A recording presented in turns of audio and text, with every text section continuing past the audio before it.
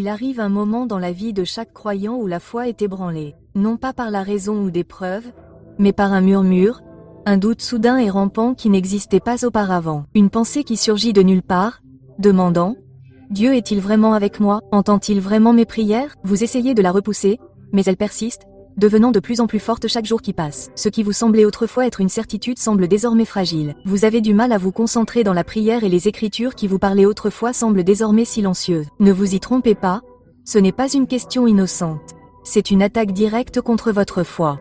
C'est la manière dont l'ennemi ébranle votre confiance en Dieu.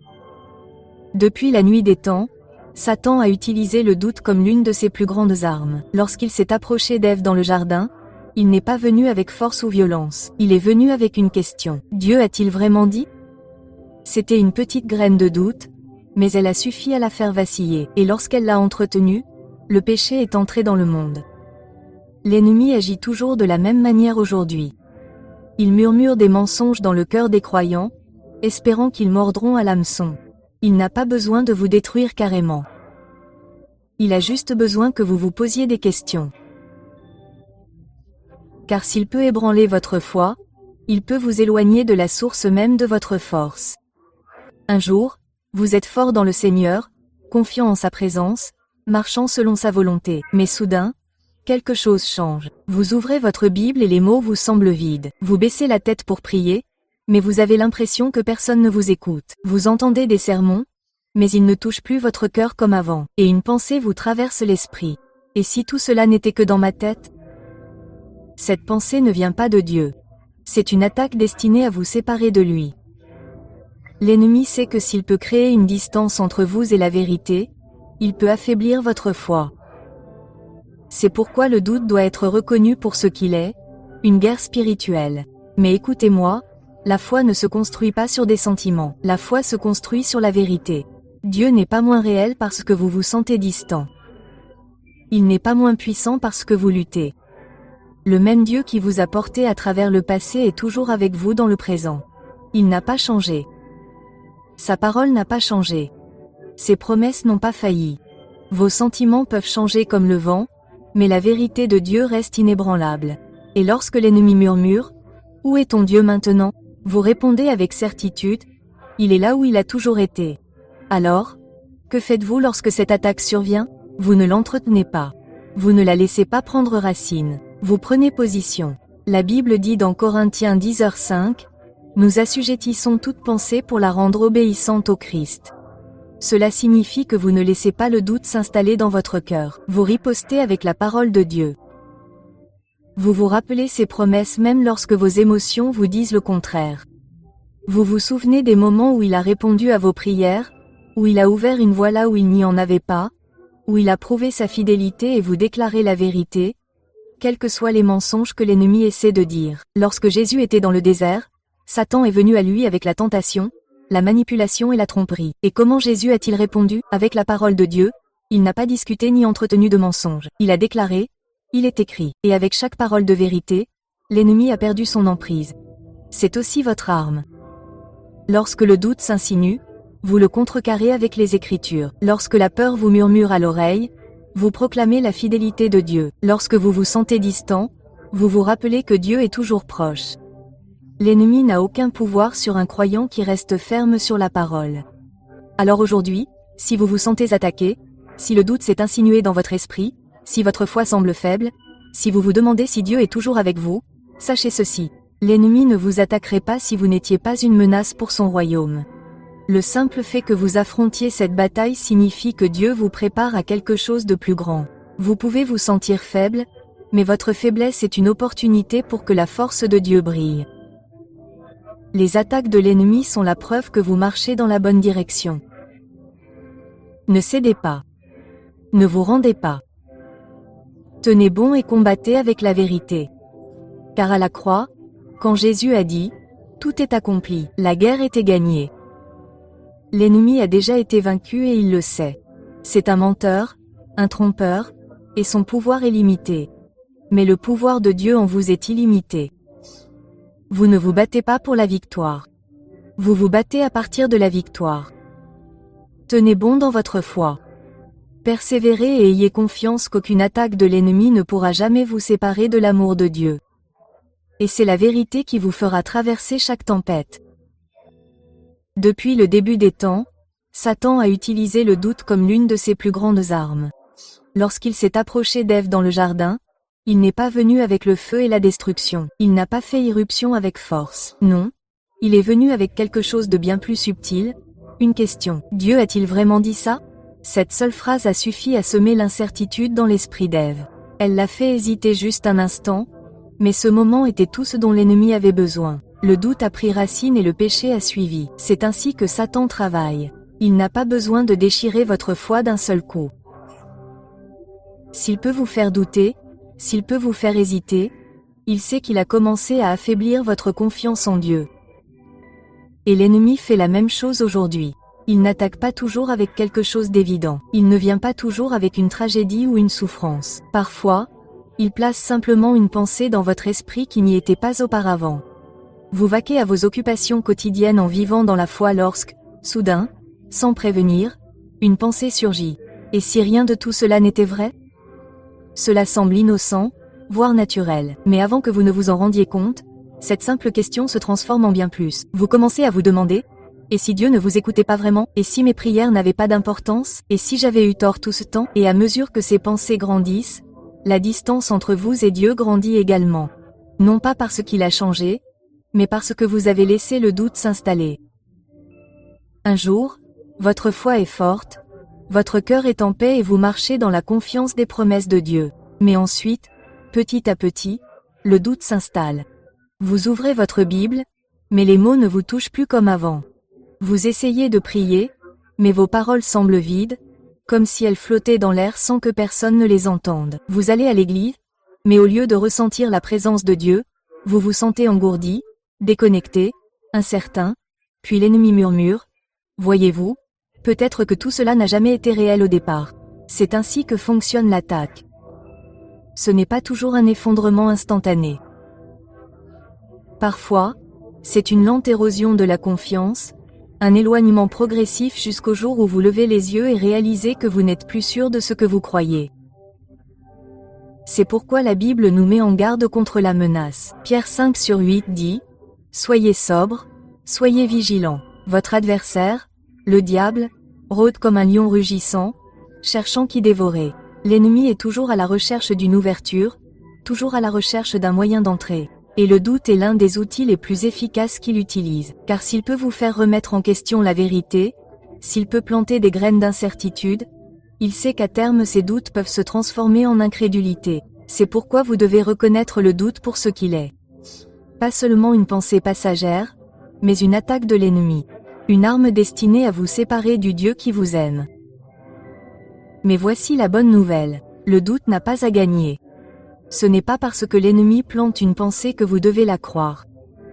Vous avez le pouvoir de riposter. La Bible nous dit dans Corinthiens 10:5, nous prenons captive toute pensée pour la rendre obéissante au Christ. Cela signifie que vous ne laissez pas le doute persister. Vous ne l'entretenez pas. Vous ne le laissez pas grandir. Au lieu de cela, vous le confrontez avec la vérité. Lorsque Satan murmure: Dieu a-t-il vraiment dit? Vous répondez: oui, il l'a fait. Lorsqu'il vous dit que vos prières ne comptent pas, vous déclarez que les prières des justes sont puissantes et efficaces. Lorsqu'il dit: Dieu vous a abandonné, vous restez ferme sur la promesse de Dieu. Je ne vous délaisserai jamais ni ne vous abandonnerai. Jésus nous a montré comment combattre ces attaques. Lorsqu'il était dans le désert, Satan est venu à lui avec des mensonges et des tentations. Mais Jésus n'a pas discuté. Il n'a pas essayé de raisonner l'ennemi. Il a répondu avec les Écritures. Il est écrit que c'est aussi votre arme. La parole de Dieu est votre bouclier contre les mensonges de l'ennemi. Lorsque le doute survient, vous ripostez avec la vérité. Vous vous rappelez ce que Dieu a fait dans votre vie. Vous revenez au moment où il a répondu à vos prières, où il vous a guidé à travers la tempête, où il a ouvert un chemin là où il n'y en avait pas.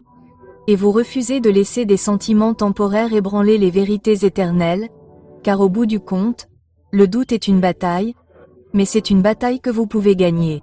L'ennemi veut que vous oubliez qui vous êtes. Il veut que vous oubliez qui est Dieu.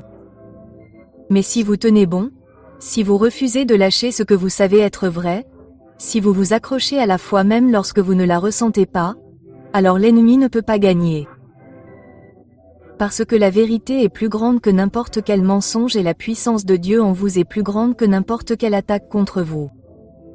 Le jour où vous êtes fort dans le Seigneur, confiant en sa présence, marchant selon sa volonté, quelque chose change soudainement. Vous vous réveillez en vous sentant différent. Pas physiquement, mais spirituellement. La passion que vous aviez autrefois pour Dieu semble s'être estompée.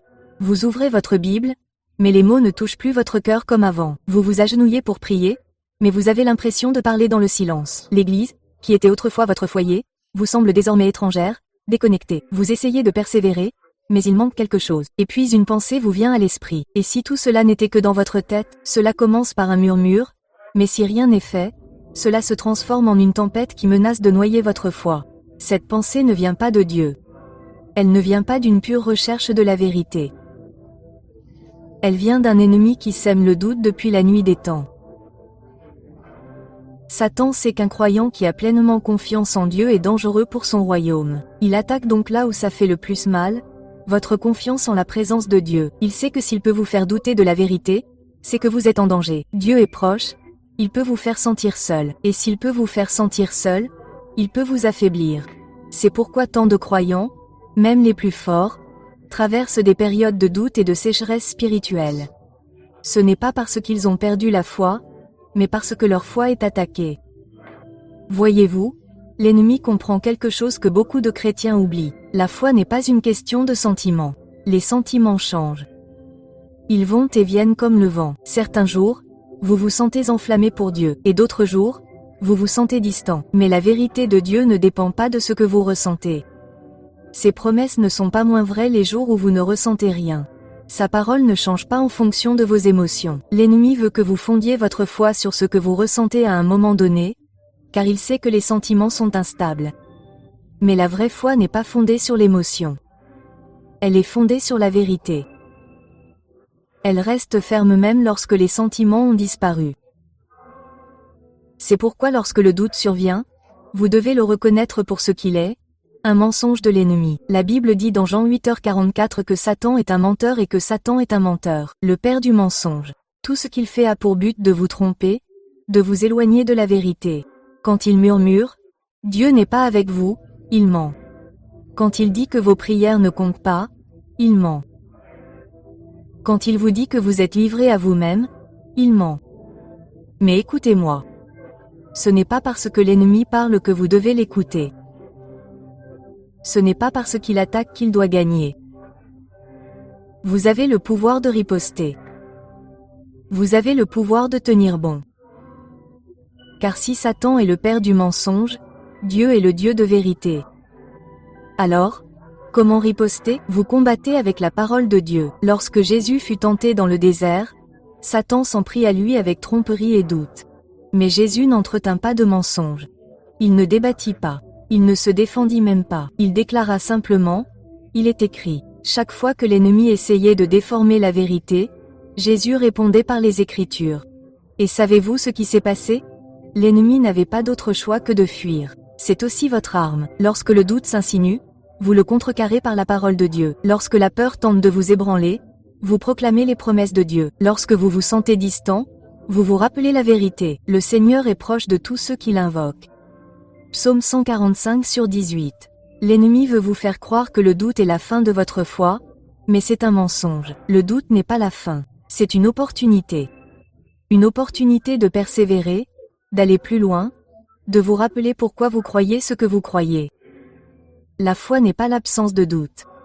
C'est choisir de faire confiance à Dieu même en présence du doute. C'est tenir bon quand tout en vous veut fuir. C'est croire en la bonté de Dieu même si vous ne pouvez pas la voir sur le moment. Et lorsque vous faites cela, l'ennemi perd son emprise. Parce qu'un croyant qui s'accroche à la foi même au milieu d'une attaque est un croyant que le diable ne peut vaincre.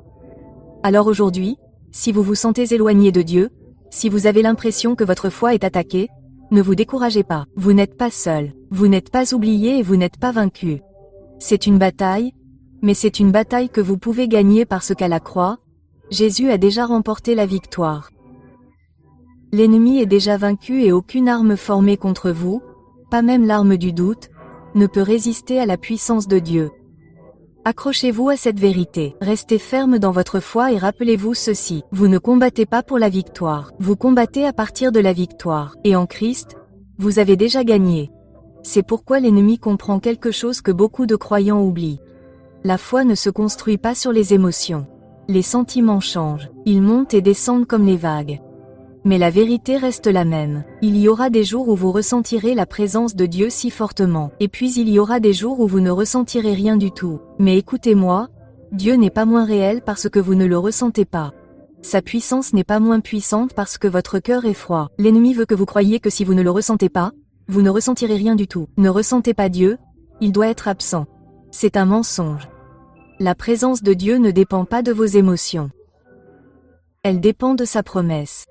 Et il a dit, « Je ne te délaisserai point, je ne t'abandonnerai point. » Hébreux 13/5. S'il l'a dit, c'est que c'est réglé. Peu importe ce que vous ressentez, Dieu est toujours avec vous. Mais la stratégie de Satan est astucieuse. Il ne vous dira pas directement que Dieu est parti. Il vous fera sentir que Dieu est distant. Il vous murmurera, « Pourquoi Dieu ne se sent-il plus proche ? Peut-être avez-vous fait quelque chose de mal. Peut-être a-t-il cessé de vous écouter. » Et si vous entretenez ces pensées, elles prendront racine dans votre cœur. Au lieu de rester ferme dans la foi, vous commencerez à vous poser des questions. Au lieu de chercher Dieu, vous vous éloignerez par peur. Et c'est exactement ce que veut l'ennemi. Il veut que vous fondiez votre foi sur les émotions plutôt que sur la vérité, car il sait que les émotions peuvent être manipulées. Mais écoutez-moi, la présence de Dieu n'est pas quelque chose que vous ressentez. C'est quelque chose que vous croyez. Et cette croyance doit être basée sur sa parole, pas sur ce que votre cœur ressent à ce moment-là. C'est pourquoi les attaques spirituelles surviennent souvent lorsque vous êtes au plus bas.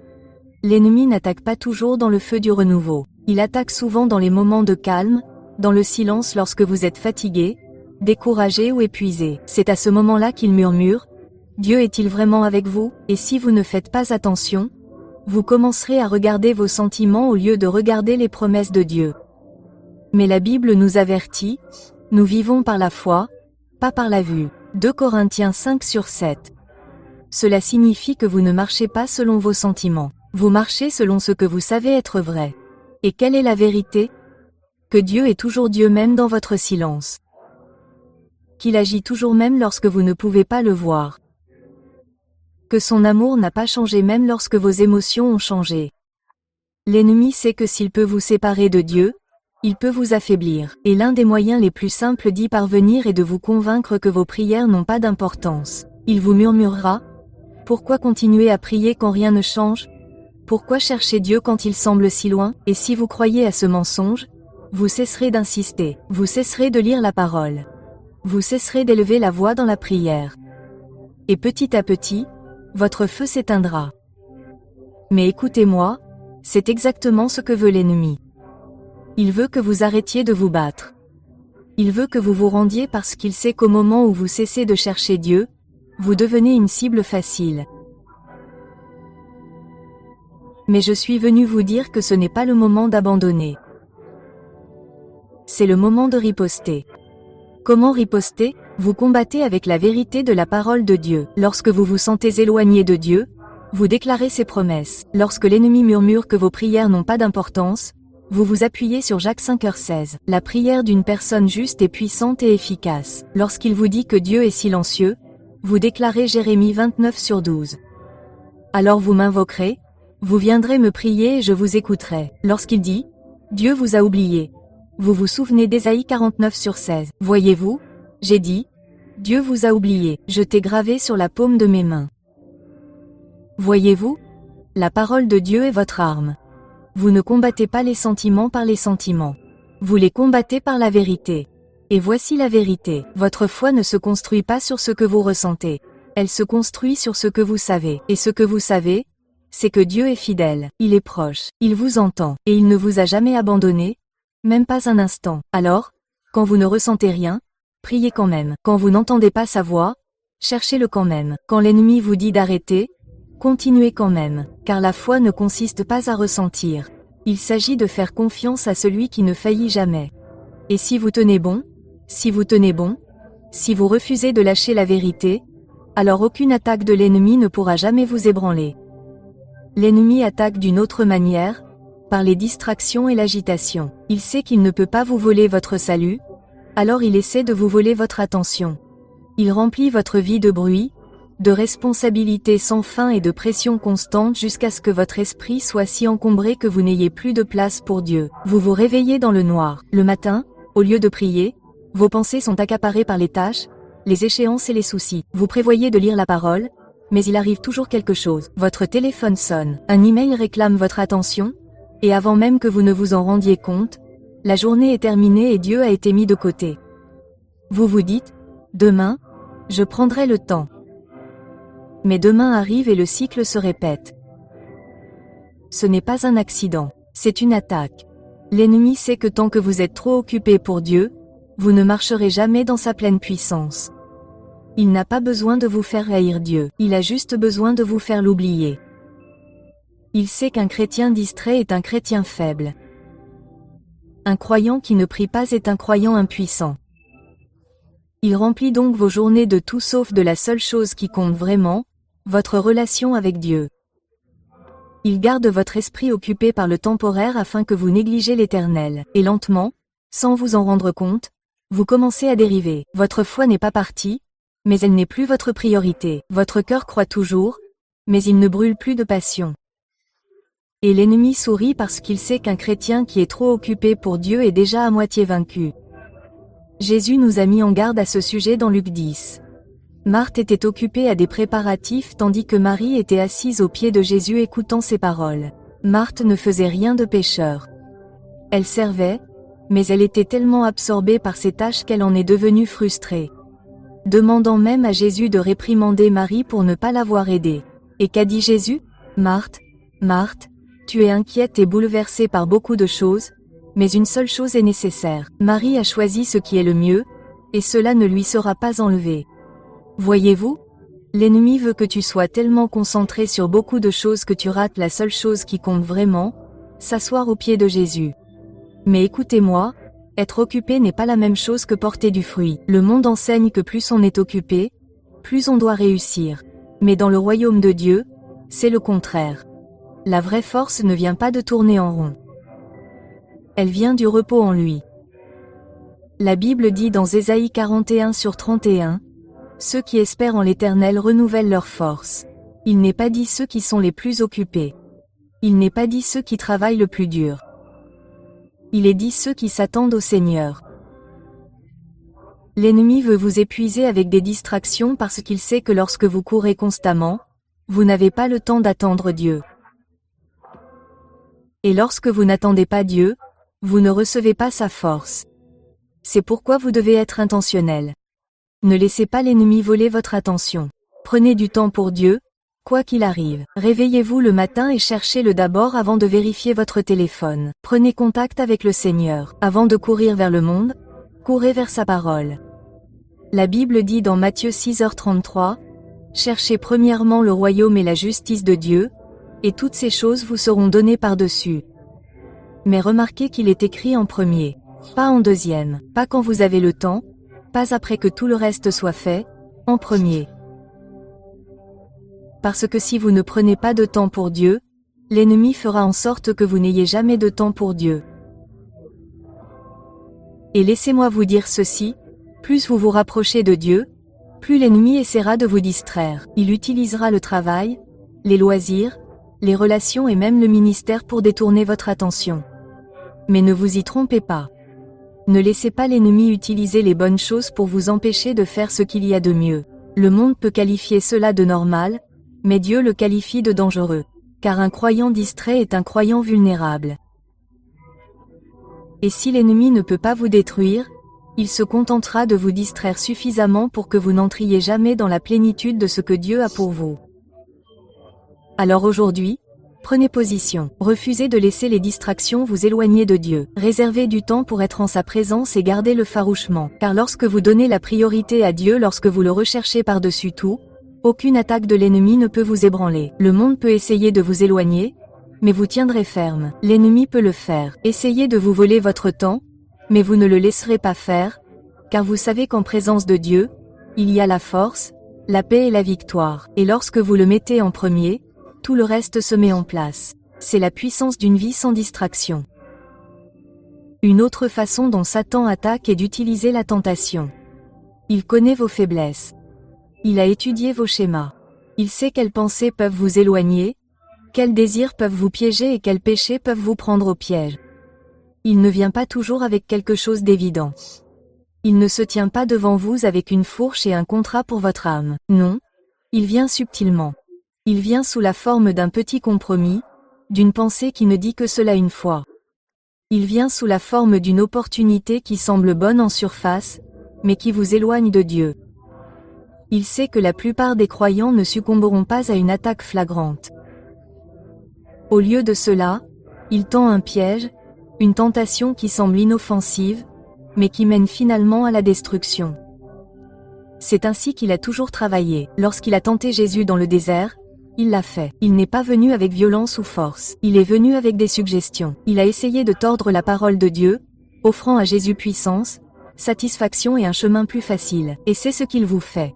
Il murmure, « Vous le méritez, personne ne le saura jamais, ce n'est pas si grave, Dieu vous pardonnera. » Et si vous écoutez, si vous entretenez cette pensée, le piège se resserre. La tentation n'est jamais qu'une question d'instant. Elle concerne ce à quoi elle mène. L'ennemi ne veut pas que vous péchiez une seule fois. Il veut que vous commenciez à marcher sur un chemin qui vous éloigne de plus en plus de Dieu. C'est pourquoi la Bible nous avertit dans Jacques 1:14-15, « Chacun est tenté lorsqu'il est entraîné et amorcé par ses propres désirs mauvais. Puis, la convoitise, lorsqu'elle a conçu, enfante le péché, et le péché, parvenu à son plein développement, enfante la mort. » Voyez-vous le schéma? Cela commence par un désir, puis cela se transforme en péché, et si on ne l'arrête pas, cela mène à la destruction. L'ennemi sait qu'un petit compromis aujourd'hui peut conduire à une chute spirituelle totale demain. Peu importe le temps que cela prendra, il veut juste vous faire avancer dans la mauvaise direction. Mais écoutez-moi, la tentation en soi n'est pas un péché. Jésus a été tenté, mais il n'a pas péché. L'attaque survient lorsque l'ennemi place la tentation devant vous. Mais la décision vous appartient. Vous pouvez résister ou céder. Et voici la bonne nouvelle. Vous avez le pouvoir de vaincre. La Bible dit dans 1 Corinthiens 10:13, « Aucune tentation ne vous a atteint, si ce n'est celle qui est commune à l'humanité. Et Dieu est fidèle, il ne permettra pas que vous soyez tentés au-delà de vos forces. Mais lorsque vous êtes tentés, il vous fournira également une issue afin que vous puissiez la supporter. Cela signifie qu'il y a toujours une issue. Vous n'avez pas à tomber, vous n'avez pas à céder. L'ennemi peut apporter la tentation, mais vous avez le pouvoir de dire non. Et comment combattez-vous la tentation? De la même manière que Jésus l'a fait avec la parole de Dieu. Lorsque Satan a tenté Jésus, Jésus n'a pas discuté. Il n'a pas envisagé cette idée. Il a répondu avec les Écritures. Il est écrit. C'est aussi votre arme. Lorsque la tentation survient, ne négociez pas avec elle, combattez-la. Lorsque l'ennemi dit juste cette fois, vous déclarez Romains 6:12, ne laissez pas le péché régner dans votre corps mortel pour que vous obéissiez à ses mauvais désirs. Quand il murmure, Dieu vous pardonnera. Vous lui rappelez Hébreux 10:26. Si nous continuons délibérément à pécher après avoir reçu la connaissance de la vérité, il ne reste plus de sacrifice pour les péchés. Voyez-vous? La parole de Dieu est votre défense. Mais ne vous contentez pas de combattre la tentation, fuyez-la. La Bible ne nous dit pas de discuter avec le péché.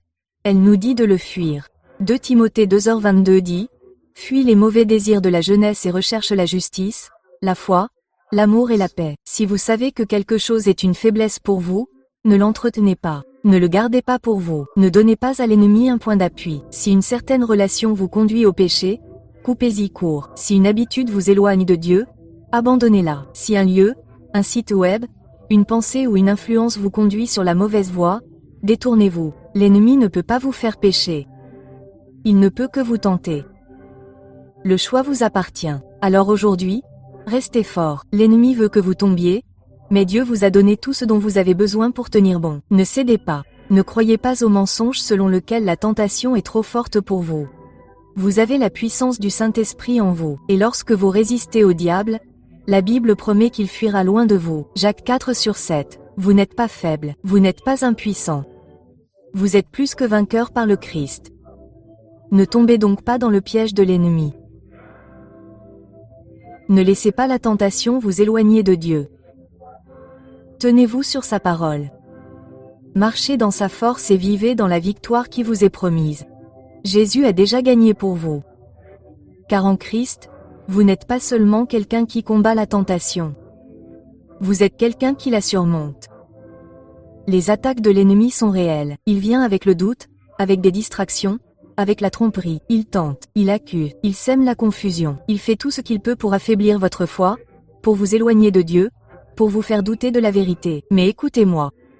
Satan est un ennemi vaincu. Il peut attaquer, mais il ne peut pas gagner. Il peut essayer de vous ébranler, mais il ne peut pas vous briser. Car celui qui est en vous est plus grand que celui qui est dans le monde. 1 Jean 4/4. Car lorsque celui qui est en vous est plus grand que celui qui est dans le monde est en lui. Vous n'avez pas à vivre dans la peur. Vous n'avez pas à marcher dans la défaite. Vous êtes un enfant de Dieu et la victoire est déjà à vous. Mais écoutez-moi, la victoire n'est pas automatique. Vous devez tenir bon. Vous devez reconnaître les attaques de l'ennemi et riposter avec la puissance de Dieu. Quand le doute survient, déclarez la vérité de sa volonté. Parole. Lorsque les distractions tentent de vous éloigner, fixez vos yeux sur Jésus. Lorsque la tentation frappe, ne la laissez pas tomber. Résistez-y. Lorsque la peur vous murmure, rappelez-vous que Dieu ne vous a pas donné un esprit de peur, mais de force, d'amour et de sagesse. 2 Timothée 1/7. Ne laissez pas l'ennemi prendre pied dans votre vie. Soyez vigilants, soyez dans la prière, soyez forts dans le Seigneur. Et sachez que vous ne combattez pas seul. Dieu est avec vous, il marche devant vous, il combat pour vous, il vous fortifie, son esprit vit en vous. Et il vous a donné l'autorité de vaincre tous les plans de l'ennemi.